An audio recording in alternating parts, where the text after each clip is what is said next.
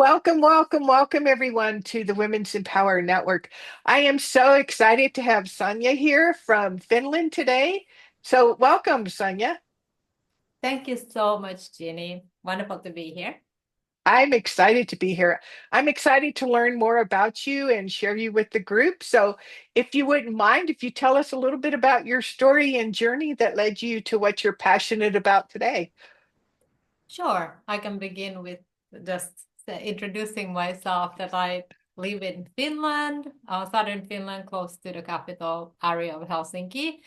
And I am a graphic artist, a brand designer, author, and also a self-love guide. And that has all come together because of my story that you asked. Can I tell a little bit about it? So I started with that because it hasn't been long that I have named myself to be those things. So I have been on the healing journey of rediscovering myself again continuously. But the thing is that I didn't know that there was anything to discover from what I had felt for most part of my life, and that was being completely in disconnect with myself, thinking that there's nothing good to be found, and I couldn't feel like ever a peace of mind for myself or ever learn to love myself. And it's been a beautiful journey getting there, but it has not been easy by any means.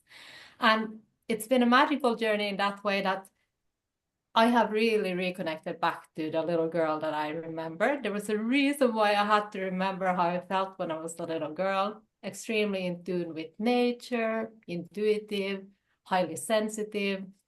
I loved people, animals, friends, family, was very social, but I also had that very quiet, quiet, like need to be alone, also like this loved being in solitude. And that's when I would create. I was very creatively just expressive and loved arts in all its forms.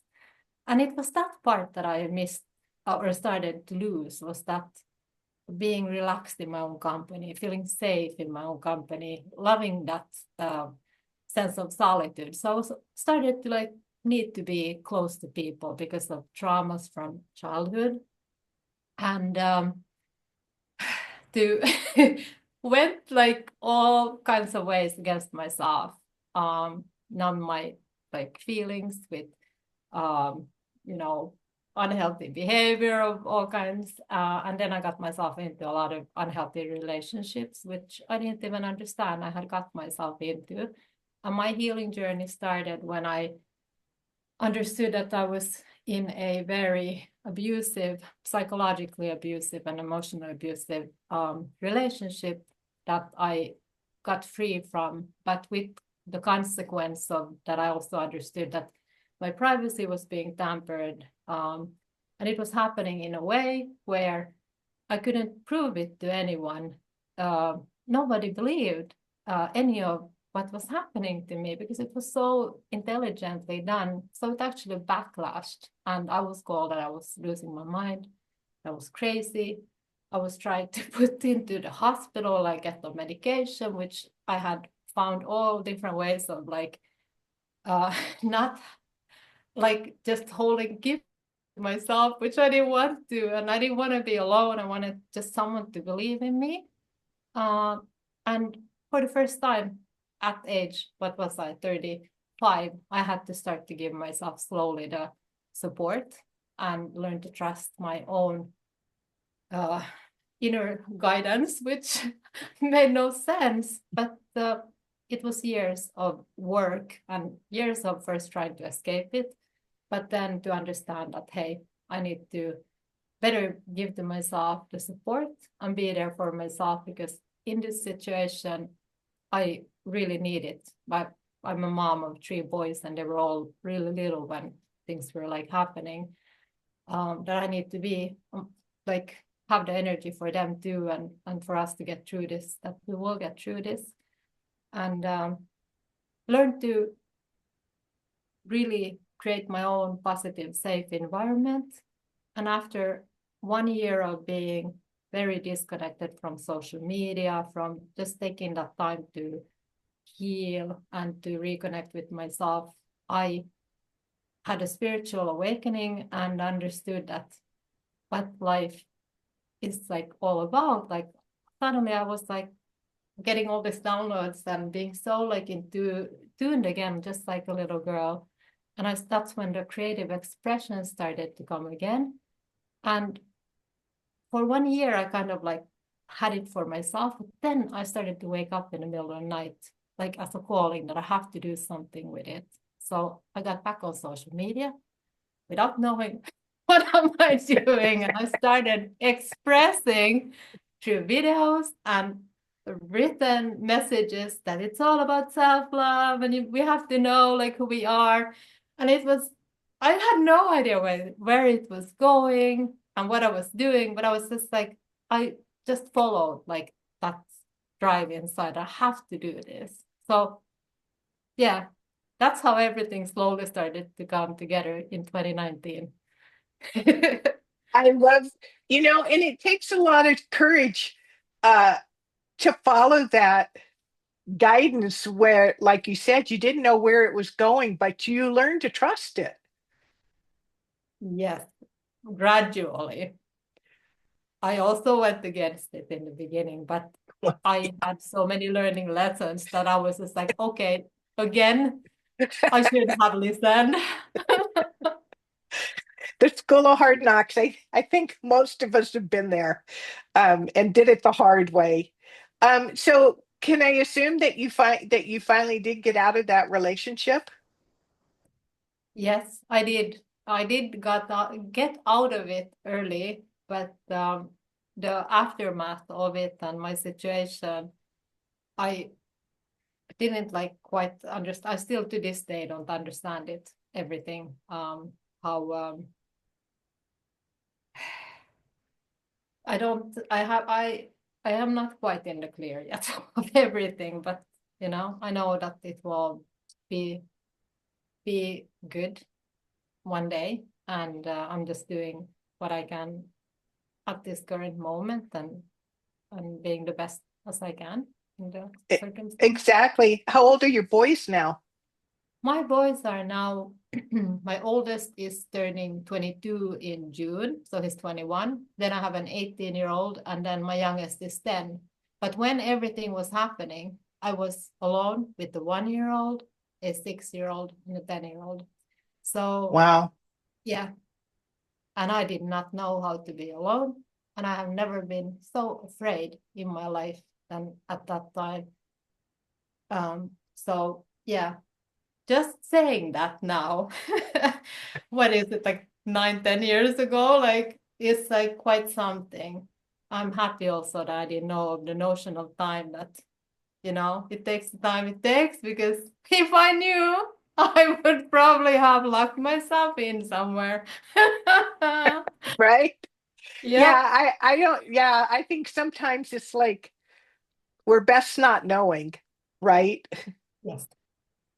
Yes, I actually would not want to know. I really believe that we need the unknown in our life because I came to understand in one point that, like I mentioned, that if I knew, I would have probably done completely other um, choices, which would not have been good because we we are meant to live in the moment. And if somebody, for example, would have said about COVID, predicted that it's coming, how would people have reacted earlier? It would have been a complete chaos. So I understood that if I would know everything that will happen, that both the good and the bad, I wouldn't want to. It actually, that would scare me much more. And I appreciate you for saying that because I think a lot of people rather know, how do I say this? They they they feel safer with the devil they know than the one that they don't know. And it keeps them stuck. And so I appreciate that you were willing to follow your guidance and go through this journey that sounds like it was horrendous, especially when these days I think they call it gaslighting, Yes. when you have, where there's no physical evidence of abuse, but there's all this emotional and mental abuse, and they're very clever about it. Um, and it's hard to get support. So, did you find people that helped you through this journey, or was it on your own, It was or both? extremely difficult. What I did was that I fortunately, and I believe like my grandfather who has passed, that he was like my guiding, or he's my guiding like angel in that way, that when he had passed, I had inherited an apartment that I sold. And with that, I could afford to, I sold it, and I used, basically it went to therapy, all security people like that I could think of, for many years. And to have some trips with my boys to do something, a little break to get away, and a few alone trips too. But I spent like a good part of it just to go and speak, because but the thing is that I went through all this, from traditional therapists to all other kinds of healing like places, whatever I could find, even to a self-love retreat in the States. But no one, I didn't feel like no one really understood what I was going through. And I was like downplayed in that way, that, oh, that happens in the movies, that cannot be. But still, I was like, if no one believes me, I'm still gonna pay to speak, because I am free to speak, because people think I'm going crazy. So I'm just gonna switch from one therapist, and then when they have heard enough and I feel like, okay, now I'm gonna switch to the second one, and the third and the fourth and the fifth. I just kept on going it, and I was basically paying to be able to speak, because I felt like at least I have the confidentiality agreement. So once I feel like, okay, I don't like have anything more to, or this person doesn't at all in any ways come, help me, I will find someone else. But it was extremely difficult. There was a support group that I joined that was very hidden. So it was almost like, it was so difficult to find this support group for women. And it was so hidden. Like, you are like the one who needs help, and it's so difficult to find it. And then I was there, and I felt even more depressed afterwards, because it wasn't like uplifting or anything. It was just going through that. It, I was just like, there's something is not right with this system. So it wasn't easy. But you mentioned gaslighting, and I will say that that saved my life. I was in the cabin in 2016, and that was like a year after basically when everything started. And I thought I was going crazy, because there were so many elements that were didn't make any sense.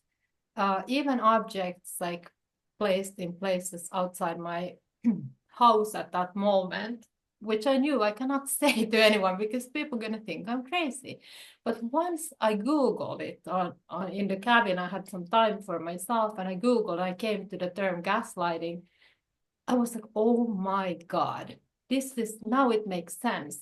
And it was horrible to read it, but at the same time, I had for the first time a knowing that, of safety, that I'm not going crazy, and everything started making sense.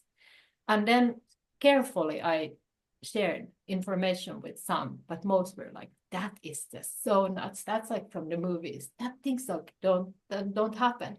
Most therapists had never heard about it. I mean, I went to like 5 or 6, and they were like, what is that? Can you tell me about it more? I was actually educating them about it. So I understood that um it wasn't spoken. Like, It like wasn't understood. no, it wasn't. Yeah. I'm sorry you had to go through that.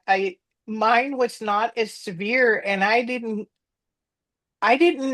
just knew I had to leave, but it would be like 30 years later before I even heard the word gaslighting and went, "Oh, that's what was happening."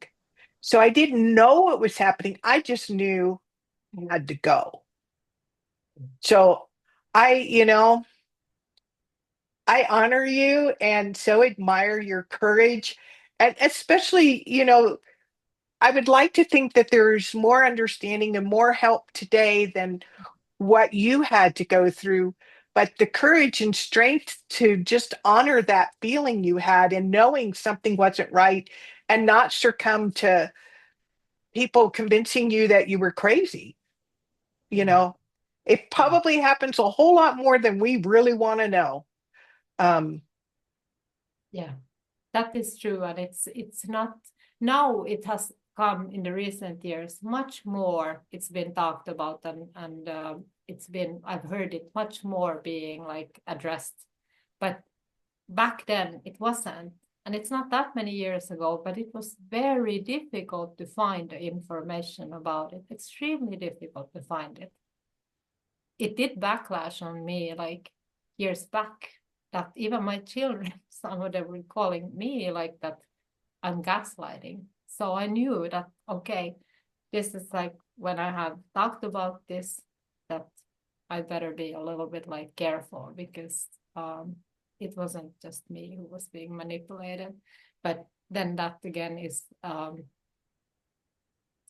different thing, and not the thing I should probably even speak about in that way because, well, it's part of my journey and stuff, but I can only do my part. that's right. That's Yeah. right. So, on a more enlightening and happier version of what's happening to you now, because it's a dark journey, and a lot of us, if not most people, go through some dark night of the soul. In and it's almost, I almost get the feeling of it's it's part of how we come back to ourselves. Mm. It has to get dark enough out there so that we turn into the light that's inside. Um, and so you said you love to do artwork, you do graphics design, and so what is it that you love to do now? Well, I love to do the graphics. I love like storytelling. I love also writing. I love combining visuals with writing, and also when I work with entrepreneurs, and I've done some brand design, it's been much more than just like visuals. It's been actually then also about the whole like beingness of them and expression, and just like really emphasizing on that how important it is that it is feeling true to them and it's part of their like everything, not just the visually, but like that it aligns with their heart. That is like the key thing for me. Um, my uh, expression of artistic expression is a result of me loving myself because it just makes me happy, and I love doing it in different way. I love photography. I love combining visuals with sound. With it can be music or it can be the sound of like wind or something. And I love writing, and it's like so multifaceted that I have just allowed myself to test things around and find my ways. But I will say that one mega passion is the message of my book, and to speak and get my my service out to anyone who is needing to love themselves, still doing the work, because we are all meant to love ourselves. I believe that we are all just pure light and love when we are in total connect. So I can do my part and share what I have come to learn in and as a guide for anyone else getting it for themselves. Like, and I really want to be instilling that hope and excitement because you mentioned it being a difficult journey, which it well, it never will feel easy when we are disaligned with ourselves. But the one thing I wish I had, that excitement, like the anticipation of what is to come, that I didn't have. So I have people who were saying, you better go and get some help. And I was like, yeah, I will. But I was like, ah, nobody's saying that everything's gonna be okay and it's gonna be the most beautiful thing. They were just like, oh my God, like, she's like a mess. And I like, and that's what I was like, oh my God, this is so amazing. Like, why didn't anyone say that it's okay? You feel like that because you have no idea how amazing you are. That will come. And you just keep on going till you are there and you will understand what I mean, I do. basically. Yeah. It Yeah. it is exciting. It is. So tell us more about this book that you wrote. Do you Yeah, I have it here. I can show. Oh, Uh, good. I wrote my book is called The Best Is Yet to Come, Rediscover Who You Are. And it really is a manual. Like it has very little about my journey. Every chapter has just a tiny little, like few sentences of how it used to be for me. But otherwise, it's written in a way where the reader can like read it in a way where I would be like speaking like that you have the answers.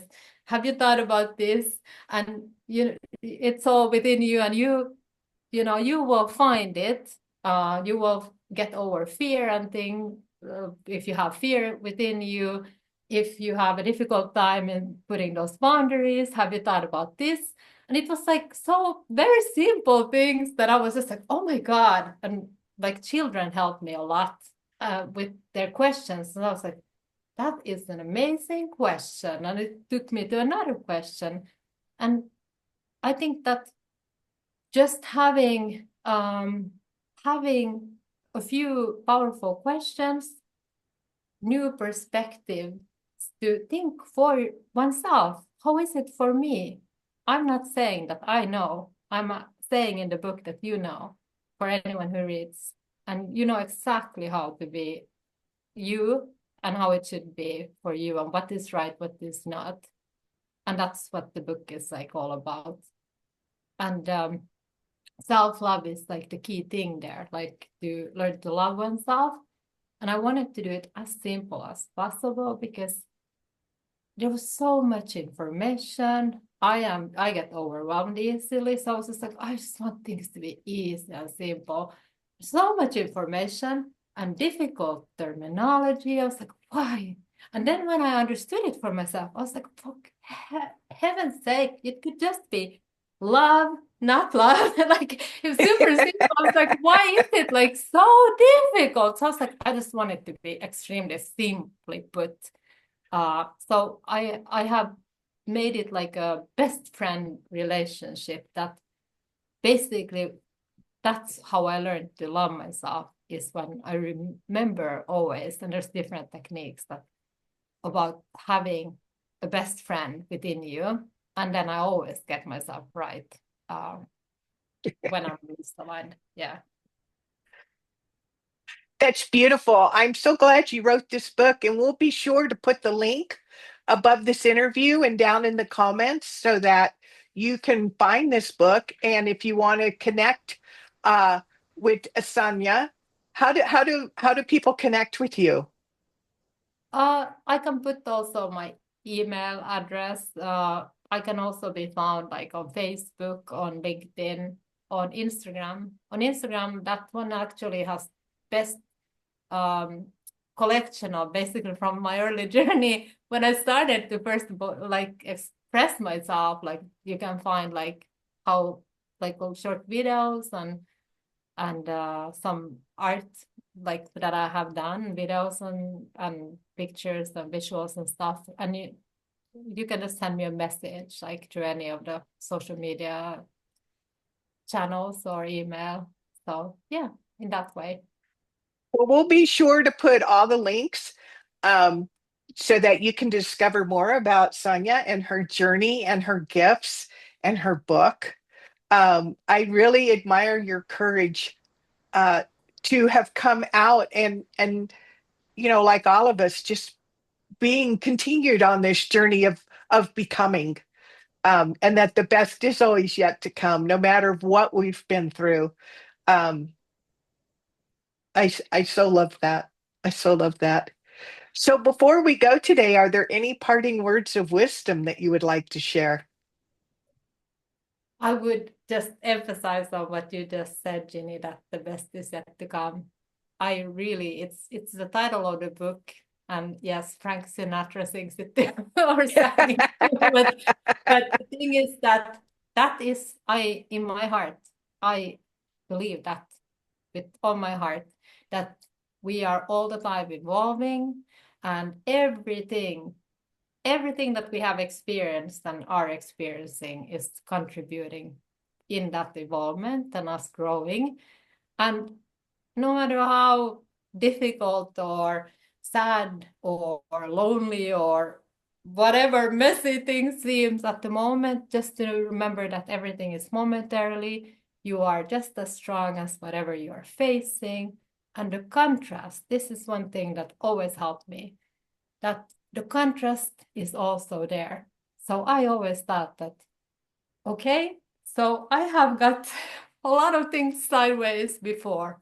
How amazing will it be once they start to go right? Freaking amazing. So just remember that, because it is a beautiful journey. I would not change a thing. I wouldn't change a thing, because I know that it was all meant for me to be here who I am today, and that it's only getting better. I believe it 100%. That is so beautiful. I love that so much. And I'm just so grateful that you're here and that you were willing to share your story with us, and that I hope it inspired others, that it can be better and it can be different.